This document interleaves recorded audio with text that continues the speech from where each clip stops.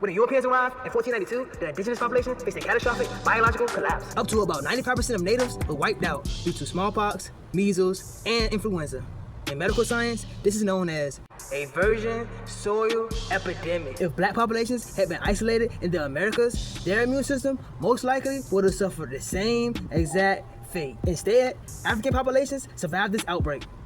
Why? Because for thousands of years, Africa, Europe, and Asia shared trade routes, had livestock, and had dense cities, so they all acquired a shared herd immunity. And this immunological divide absolutely changed history. Europeans initially tried to enslave indigenous people, but the workforce completely collapsed from disease. Then, colonizers aggressively attacked Western and Central Africa. Those populations possess robust immunities to the old world respiratory diseases and tropical pathogens like malaria. Furthermore, modern genetic sequencing of thousands of pre-Columbian skeletons show zero ancestral African DNA. Okay, here's the truth. History can be rewritten by theories, but immunology and genetics leave an undeniable paper trail. The data is clear.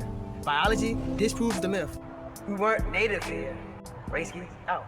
Think the transatlantic slave trade was a hoax? Don't fall for the viral algorithm. Science, genetics, and archaeology have the receipts. The Slave Voyages database documents over 35,000 distinct ship logs, while marine archaeologists have physically recovered verified rates like the Clotilda and the Salzos. Historical demographers estimate Africa's 18th century population was well over 50 million, easily sustaining the 12.5 million people forcibly stolen from the continent. Furthermore, global genomic mapping confirms that African Americans carry distinct West and Central African DNA, completely separating their lineage from indigenous Americans. When European colonizers arrived, native nations like the Aztecs, Incans, and Powhatans fought back fiercely with military force. However, isolated for millennia, they lacked immunity from European diseases. These virgin soil epidemics helped wipe out up to 95% of indigenous populations. This catastrophic biological collapse, not a lack of will or a falsified history, cleared the path for European colonization.